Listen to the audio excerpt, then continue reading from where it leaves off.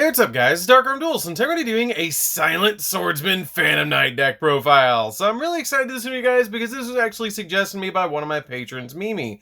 And this deck is a really awesome deck that can make use of the old school, super awesome Silent Swordsman, while also backing it up with a Phantom Knight engine. So without further ado, guys, don't forget to like, comment, subscribe, hit the bell on there so you can become part of the notification squad, and definitely check out the Patreon down in the description below for all those awesome rewards, like getting your name in the shirt for every single video, getting a signed cards in the mail, and even getting to request a deck profile every single month you're a patron, along with test hands. And definitely give me some love down in the comments down below for suggesting such an awesome deck profile. So let's get straight on into it. So first off, we're going to be playing 3 copies of Silent Swordsman. This card is a really awesome card because it has the ability that it cannot be a normal summoner set. It must be special summoned from your hand by attributing any warrior monster, and cannot be special summoned by other ways. And once per turn, during the standby phase, this card gains 500 attack. Now that's during your standby phase and during your opponent's standby phase, so this card is going to get quite big fast, which is really awesome because this card can go up on the first standby phase to 1500 and then up to 2000 on the next turn, and from there it just keeps getting bigger and bigger. But it also gets better than that because it has the ability that once per turn, during either player's turn, when a spell card is activated, you can negate the activation of that card, which is a really good effect just to immediately stop any spell effect. It also has the ability that if this card is destroyed by battle, or if this card in summoner's control is destroyed by an opponent's card effect, then you can special summon a Silent Swordsman monster from your hand or deck, which is the original Silent Swordsman level 7. This card is insanely powerful. The only time you're ever going to summon this card is off the effect of the Silent Swordsman, but this card is a Genzo for spell cards. It negates all spell effects on the field, which is a really crazy thing, especially since we don't rely too heavily on the spell cards except to search out Silent Swordsman. So this card is very easy to summon. All you have to do is let your opponent out the copy of the Silent Swordsman original version, and then you get to summon out the copy of level 7, which is really cool. We then play 3 copies of the Phantom Knights of Torn Scales. Phantom Knight of Torn Scales is one of the best normal summons in this entire deck because it has the ability to discard any card to send a Phantom Knights card from your deck to the graveyard, except another copy of itself. And if another Phantom Knight card is in the graveyard, is banished while this card is in the grave, then you can special summon this card to your side of the field, but banish it when it leaves the field, and you can only use each effect of this card once per turn.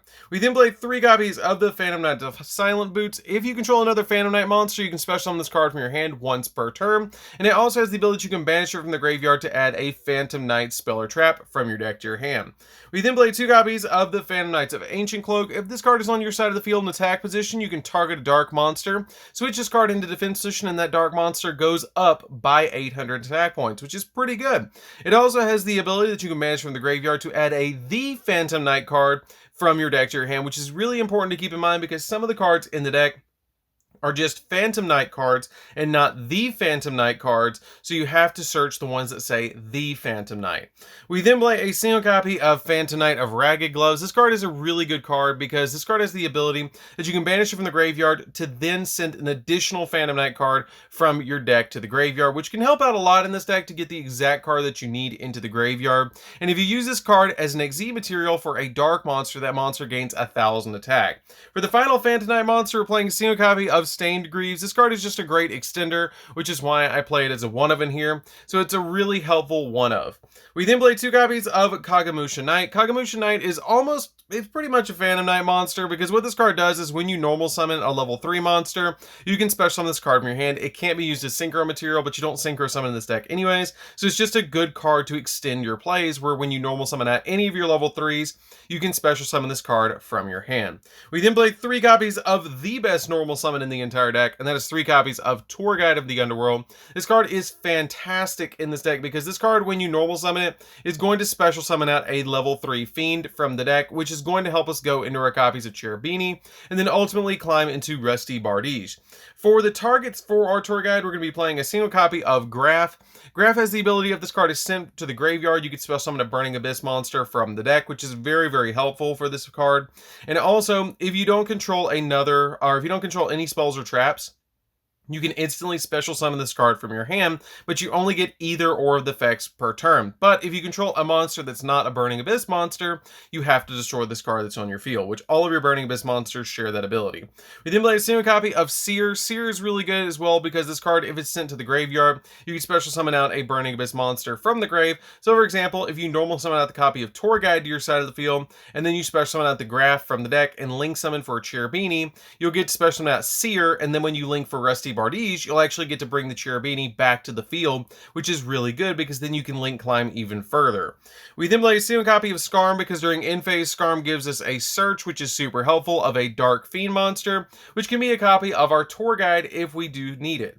We then play a single copy of Destiny Hero Plasma because we do play Destroyer Phoenix Enforcer in this build, and this card is really good to just draw into because you can also special summon it to your side of the field by attributing any 3 monsters, and it negates all of your opponent's monster effects that are on the field, which is a really great effect. It also has like a relinquished effect where you can target an opponent's monster, equip it to this, and it gains half the attack of the original attack of the monster, which is pretty good because it can get quite big. We then play a single copy of Celestial so we can summon out Destroyer Phoenix Enforcer, and if we don't have any cards in our hand, and this card's in the graveyard, and so is our Destiny Hero Plasma, you can banish them from the graveyard to be able to draw 2 cards. We then play a single copy of Danger Jackalope just to be able to special summon an additional level 3 to our side of the field and get our Phantom Knights out of the hand if we don't actually, if our opponent doesn't actually randomly pick the copy of Jackalope. And we play a single copy of Tsuchinoko because it's an easy special summon as well. Basically, your dangers work like this, that if you have them in your hand, you reveal them, your opponent randomly picks a card in your hand, and if it's not the danger monster, you special summon it to your side of the field and then draw a card. But if they do hit it, then you get a ability if they're discarded to the graveyard. For example, your Tsuchinoko will let it special summon itself, and your copy of Jackalope will let you special summon a danger from the deck, which is pretty good. So that's it for the monsters, guys. Let's get into the spells. So for the spells, we're not going to be playing very many spells because of the Silent Swordsman level 7, but let's get into those. So we're going to be playing a single copy of Reinforcements of the Army, because this card does let us add from deck to hand any of our warrior monsters, so this card comes in very, very handy. 2 copies of Silent Sword Slash. This card boosts our Silent Swordsman up by 1500 attack, and it ignores the Silent Swordsman's effect, because it has the ability that you can target a Silent Swordsman monster you control, and that monster you control gains 1500 attack and defense, and if it does, until the end of this turn, it is unaffected by your opponent's card effects, and this card's activation and effect cannot be negated. So your Silent Swordsman actually cannot stop this card's effect. So basically, you're always going to guarantee yourself a 1500 boost off this card. But it's also a Searcher, which is really good because you can banish it from the graveyard to add a Silent Swordsman monster from your deck to your hand, which is super helpful. We then play 3 copies of Chaos Space. Chaos Space lets us discard any of our dark monsters to search Silent Swordsman because it cannot be normal summoned or set. So you can actually search out Silent Swordsman with the Chaos Space, and I wanted to get it as quickly as possible. That in every opening hand you actually had a way to get to Silent Swordsman, because that spell negation is very, very powerful. We then play 3 copies of Fusion Destiny to round out the spells. Fusion Destiny is here because you can use this card to summon out Destroyer Phoenix Enforcer. It's very good to just hard draw this card. You do play Anaconda in the extract, but this card has a really crazy ability that you send from your deck to the graveyard the materials to summon out a fusion monster that is a Destiny Hero monster. So we're going to always summon out Destroyer Phoenix Enforcer off of activating this card. It's never bad to just hard draw into this card, but you usually want to send it off of Anaconda. So that's it for the spells, guys. Let's get into the traps. Oh, I will mention as well, use this card if you do hard draw it as the last card in your hand, because it will lock you into Dark Hero monsters after activation. So for the traps, we're going to be playing a single copy of Shade Brigandine, because this summons itself as a level 4 monster to our side of the field, which we can actually tribute because it is a warrior monster when it's on the field for our copy of Silent Swordsman. And it can also be activated the same turn it was set, if you don't have a trap in the grave. We then play a single copy of the Phantom Knight's Wing. Phantom Knight's Wing lets you target a face-up monster on the field. It gains 500 attack, and also the first time that target would be destroyed by battle or by card effect this turn, it is not destroyed. And you can banish this card from the graveyard, target a Phantom Knight monster in the graveyard, and special summon it to your field, but banish it when it leaves the field.